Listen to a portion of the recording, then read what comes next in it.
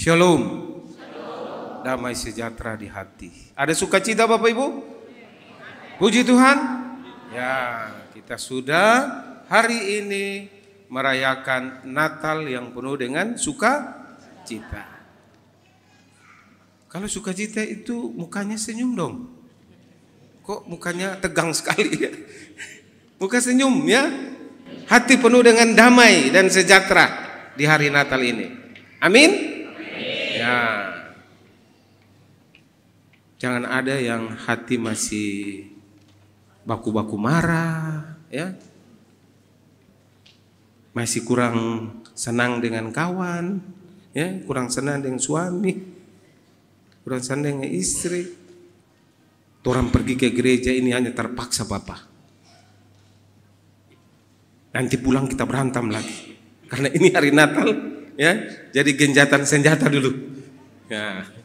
Jangan, hari ini hari yang penuh dengan sukacita.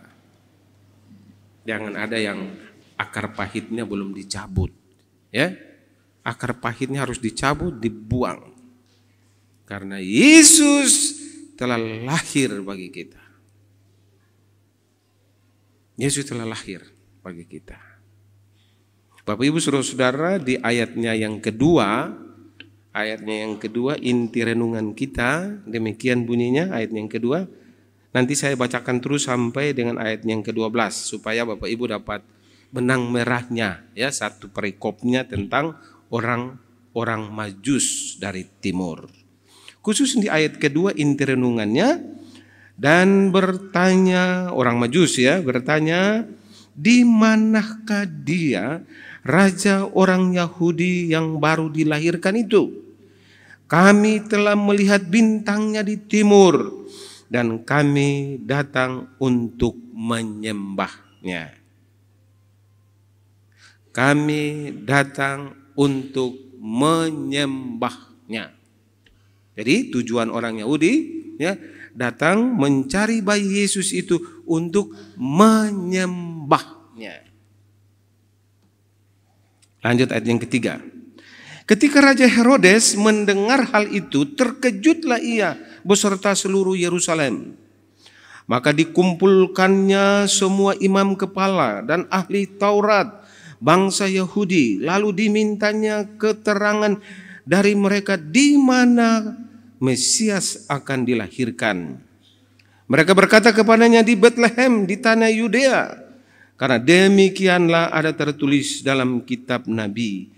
Dan engkau Betlehem tanah Yehuda, engkau sekali-kali bukanlah yang terkecil di antara mereka yang memerintah Yehuda, karena daripada mula akan bangkit seorang pemimpin yang akan menggembalakan umatku Israel. Lalu dengan diam-diam Herodes memanggil orang-orang Majus itu dan dengan teliti bertanya kepada mereka bila mana bintang itu nampak. Kemudian ia menyuruh mereka ke Betlehem, katanya, pergi dan selidikilah dengan seksama hal-hal yang mengenai anak itu, dan segera sesudah kamu menemukannya, kabarkanlah kepadaku supaya aku datang menyembah dia. Nah, ini kata menyembahnya dua kali, ya. Tadi, ya, orang Majus tadi, ya, datang dari timur, dari Persia, tujuannya menyembah bayi Yesus. Lalu dengar Raja Herodes bahwa ada seorang bayi, seorang raja akan lahir. Kalau begitu, kalau kamu sudah menemukan bayi itu, kasih tahu kepada kita, ya. Kasih tahu kepada kami. Nanti kami pergi juga menyembah bayi Yesus itu. Jadi versi penyembahan orang Majus yang pertama dengan versi penyembahan Raja Herodes yang kedua, inilah yang akan kita teliti. Setelah mendengar kata-kata raja itu, berkatalah mereka, dan lihatlah bintang yang mereka lihat dari timur itu mendahului mereka hingga tiba dan berhenti di atas tempat di mana anak itu berada. Ketika mereka melihat bintang itu, sangat bersukacita mereka. Maka masuklah mereka ke dalam rumah itu dan melihat anak itu bersama Maria dan ibunya, lalu sujud menyembah dia. Nah, ya. Orang Majus tadi melihat anak bayi itu yang lahir di kandang, tidak ditemani oleh para raja, tidak di hotel berbintang, tidak pakai parfum yang mahal ruangannya, tapi bau kandang, bau binatang, dia lahir di situ. Tapi apa yang terjadi Bapak Ibu Saudara-saudara? Mereka penuh dengan sukacita. Ya? Maka masuklah mereka ke dalam rumah itu dan melihat anak itu bersama Maria ibunya dan sujud menyembah dia. Mereka pun membuka tempat harta bendanya dan mempersembahkan persembahan kepadanya, itu emas, kemenyan, dan mur. Emas, kemenyan, dan mur. Ini ayat yang ke-12 terakhir.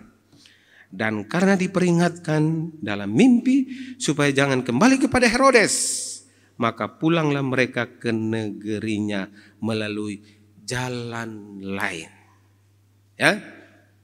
Jadi malaikat katakan kepada mereka, kalau kamu sudah menemukan bayi itu yang lahir di kandang itu, kamu menyembah dia, memberikan persembahan yang terbaik kepada dia, jangan lagi balik ke Herodes.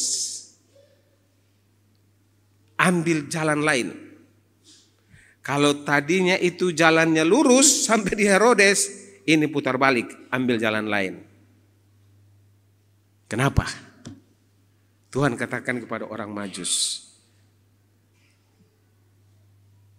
jangan ketemu Herodes, ambil jalan balik. Bapak Ibu Saudara-saudara kekasih Tuhan,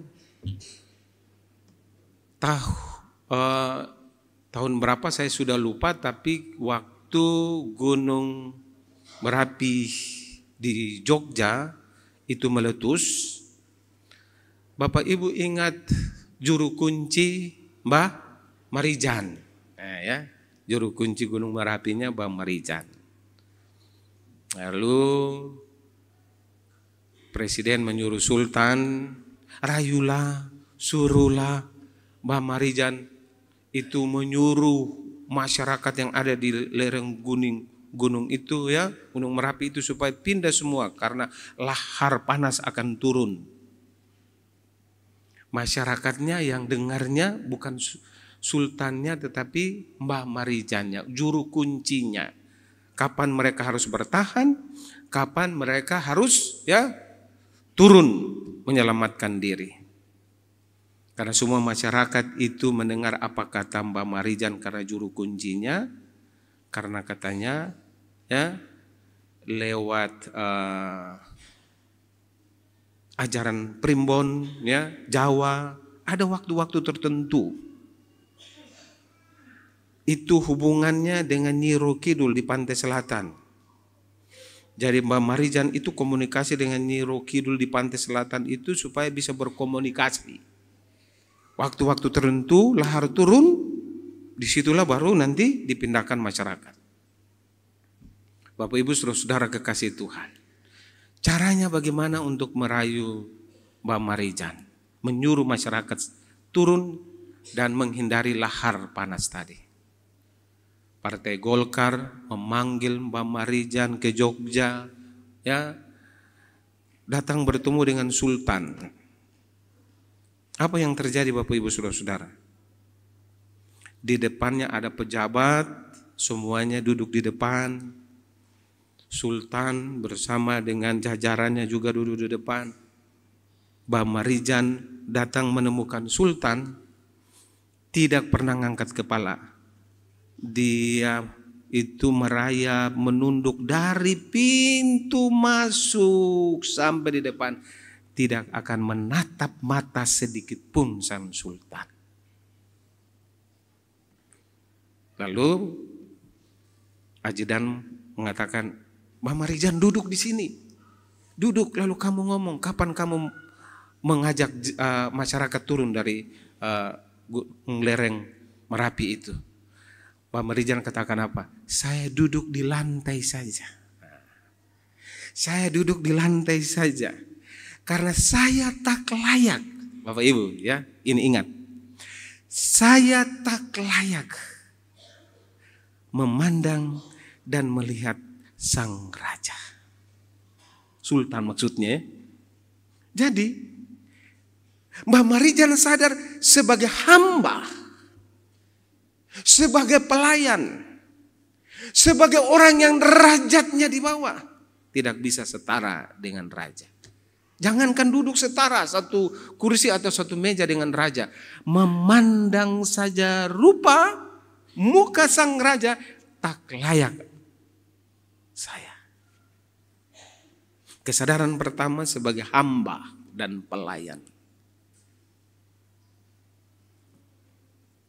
Dari penyembahan, kata menyembah ya, yaitu sembah, datang untuk menyembah. Kalau kita datang untuk menyembah, kita harus meninggalkan ego kita, kesombongan kita, keangkuhan kita, harga diri kita. Tidak mungkin orang Majus dari timur, dari Persia itu bertemu dengan bayi Yesus tanpa menurunkan harkat derajat mereka ke bawah. Padahal mereka ini orang bijak. Mereka ini orang pandai. Mereka ini para astronom yang bisa menentukan ya bulan ini ya siapa lahir bulan ini punya hari-harinya yang terbaik itu bagaimana. Mereka ini yang bisa menentukan masa depan seseorang lewat perbintangannya. Orang pintar, orang pandai. Di Persia sana 3 orang Majus ini adalah orang suci. Tetapi kenapa mereka mau menemukan bayi Yesus yang lahir di kandang yang hina itu? Kenapa mereka mau menemukan bayi Yesus yang sama sekali tidak ada derajatnya itu, sama sekali duduk di bawah? Kenapa mereka mau menemukan? Mau bertemu dengan Yesus. Hanya dengan tujuan mau menyembah. Bapak Ibu, sembah yang pertama karena tujuan mereka adalah kami mau memberikan yang terbaik. Tujuan mereka menyembah itu memberikan yang terbaik. Apa itu terbaik? Emas, kemenyan dan mur. Apa itu kemenyan, emas, kemenyan dan mur? Ini adalah jabatan Yesus, raja, imam dan nabi. Emas melambangkan tentang jabatan Yesus sebagai raja, ya. Kemenyan melambangkan ya Yesus sebagai imam, dan mur melambangkan Yesus sebagai nabi. Jadi jabatan Yesus sebagai raja, imam dan nabi itulah mereka datang memberikan yang terbaik bagi Yesus. Ketika mereka memberikan yang terbaik bagi Yesus, apakah ada harga diri mereka? Apakah mereka bawa pangkat dan jabatan mereka? Apakah mereka bawa kekayaan mereka? Tidak. Mereka melewati perjalanan yang panjang. Mereka melewati berbagai tantangan dan persoalan-persoalan, ancaman-ancaman dalam perjalanan mereka. Ada orang jahat, mereka harus hadapi itu. Ada binatang buas, harus mereka hadapi itu. Cuaca buruk, mereka harus hadapi itu. Mereka mau menemukan bayi Yesus, menyembah kepada bayi Yesus, tidak gampang membalik telapak tangan. Tapi Anda mau menemukan bayi Yesus kalau Anda tidak mau berkorban. Anda mau menemukan bayi Yesus, Anda tetap menjaga harga diri Anda. Anda mau menemukan bayi Yesus, Anda tidak taat dan setia. Anda menemukan bayi Yesus, Anda masih membawa ego dan kesombongan Anda. Tidak mungkin Anda bisa menemukan bayi Yesus. Tapi karena engkau mau menemukan bayi Yesus itu, maka engkau harus turun derajatmu seperti Mbak Marijan tadi. Supaya saya bisa melihat bayi Yesus. Orang Majus itu mau menemukan bayi Yesus karena mau menyembah. Sembah yang kedua yaitu Herodes. Herodes mendengarkan bahwa ada seorang raja yang lahir. Tetapi Herodes katakan, kalau kamu sudah menemukan bayi itu, kasih tahu kepada kami, kasih tahu kepada saya, supaya saya juga pergi menyembah bayi itu. Ini namanya ya serigala berbulu domba. Hanya kata-kata manis saja. Di depan putih, bersih, baik sana. Tetapi dalam hati, saya ketemu dengan bayi ini, saya bunuh dia, hancurkan dan dibinasakan dia. Herodes kata manis. Herodes maksudnya baik, mau menyembah, tapi belum tentu apa yang dia ucapkan itu sama dengan perbuatannya. Padahal dia merencanakan, kalau kamu menemukan bayi itu kasih tahu saya pergi menyembah. Tetapi rencana jahat Herodes menyingkirkan bayi itu. Rencana Herodes membunuh bayi itu. Kenapa Herodes mau membunuh dan menyingkirkan bayi itu? Karena bayi itu adalah saingan daripada Herodes. Nanti kalau lahir seorang raja baru, saya mungkin tidak lagi dihargai oleh masyarakat. Karena sudah ada saingannya. Sudah ada saingannya. Kalau sudah ada saingannya, tempat saya di mana lagi? Kalau sudah ada saingannya, saya nggak dipuja-puji lagi. Kalau sudah ada saingannya, aduh, torang sudah capek-capek, torang sudah lakukan ini, semuanya tidak ada yang menghargai karena ada saingannya sebagai seorang raja. Terakhir Bapak Ibu, malaikat katakan apa kepada orang Majus tadi? Ketika kamu bertemu dengan bayi Yesus, ambil jalan lain. Jangan ketemu lagi dengan Herodes. Mau dikatakan bagi kita di sini, ketika kita mau bertemu dengan bayi Yesus itu harus berubah. Kalau Anda mau mempersembahkan yang terbaik bagi hidupmu, seperti orang Majus, jangan balik lagi dengan hidup lamamu. Lagu wajibmu, aku masih seperti yang dulu. Itu terus. Karakter Anda masih sama di tahun 2020. Sifat tingkah laku Anda masih sama di tahun 2021. Sudah mau tahun 2024 besok ini, aku masih seperti yang dulu. Begitu terus. Tuhan bilang sama orang Majus, ganti lagu lamamu itu, jalan lama yang engkau lalui itu, dan engkau sudah bertemu dengan Herodes, jangan lagi ikut jalan itu, tapi ambil jalan lain. Kamu harus berubah dalam langkah-langkah imanmu. Kalau langkah-langkah imanmu itu untuk orang senang, kalau langkah-langkah iman itu untuk kepuasan dunia ini, kalau langkah-langkah iman itu supaya engkau dipuji dan disembah orang, ganti. Langkah-langkah iman itu untuk Tuhan yang dipermuliakan. Langkah-langkah iman itu supaya Tuhan dimuliakan. Langkah-langkah iman itu merubah karakter hidupmu. Langkah-langkah iman merubah pola pikirmu, cara pandangmu. Supaya engkau bisa melihat siapakah Tuhan hadir di dalam dirimu. Bapak Ibu saudara-saudara, orang Majus itu menemukan bayi Yesus, mereka mungkin kecewa. Mereka pikir bayi Yesus lahir dalam kemewahan. Tapi bayi Yesus lahir dalam kemiskinan dan kekurangan. Mereka pikir bahwa bayi Yesus itu lahir di dalam puji-pujian dan penyembahan dunia. Tetapi mereka menemukan bayi Yesus itu hanya ditemani oleh para gembala-gembala yang penuh dengan kekurangan. Dan malaikat Tuhan datang kepada para gembala-gembala itu sambil memuji Tuhan dengan pujian gembala. Apa? Kemuliaan bagi Allah di tempat yang maha tinggi, dan damai sejahtera. Di mana? Damai sejahtera di mana? Di bumi. Di antara manusia yang berkenan kepadanya. Damai sejahtera di bumi, bukan di awan-awan. Di bumi. Bumi yang mana? Keluarga kita, bumi yang terdekat. Saudara kita, bumi yang terdekat. Adik kakak kita, bumi yang terdekat. Opa oma, bumi yang terdekat. Di bumi. Damai sejahtera di bumi. Lalu, kalau puji-pujian ketika Yesus lahir itu damai sejahtera di bumi, pertanyaannya bagi kita, adakah damai sejahtera bagi papa, mama, opa, adik, kakek, nenek, bro, sis, sahabatku? Apakah ada damai sejahtera ketika Yesus lahir? Tanya Jo Ngana, tanya. Ada damai sejahtera enggak?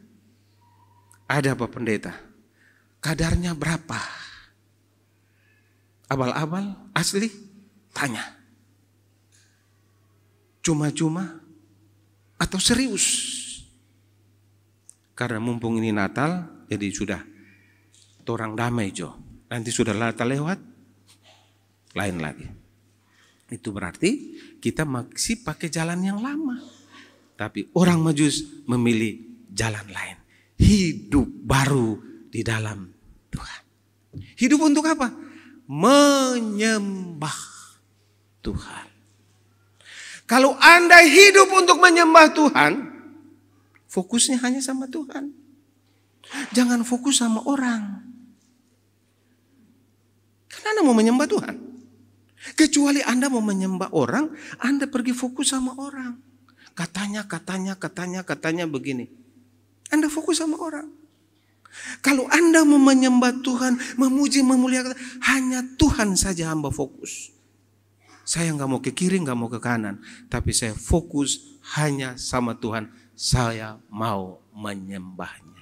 Kalau begitu, apa yang Anda lakukan itu penuh dengan sukacita, damai sejahtera enggak? Pasti. Pasti. Karena Anda fokus dengan Tuhan.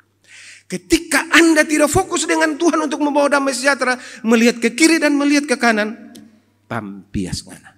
Saya ulang lagi, tampias. Apa itu tampias? Dibuang keluar. Seperti pohon kering di Yohanes, ditebang dan dipotong, dibakar orang. Tidak ada manfaatnya. Tetapi kalau Anda fokus untuk Tuhan, melayani Tuhan, menyembah Tuhan, memberikan persembahan kepada Tuhan, memuji, memuliakan Tuhan, hanya Tuhan. Jangan lihat pendetanya. Hanya Tuhan, jangan lihat majelisnya. Hanya Tuhan, jangan lihat orang kaya. Hanya Tuhan, jangan lihat orang pangkat tinggi. Tapi hanya Tuhan, saya mau menyembah. Berarti Anda datang memberikan yang terbaik bagi Tuhan. Katakan hari Natal ini, Tuhan Yesus, saya dan keluarga tidak punya emas, perak, kemenyan, dan mur. Tetapi saya dan keluarga punya hati yang bersyukur bagimu. Amin. Hati yang apa? Hati yang bersyukur bagimu seperti orang Majus. Sehingga ada damai sejahtera. Selamat hari Natal. Dan menyambut tahun baru 2024, Tuhan Yesus memberkati kita. Amin.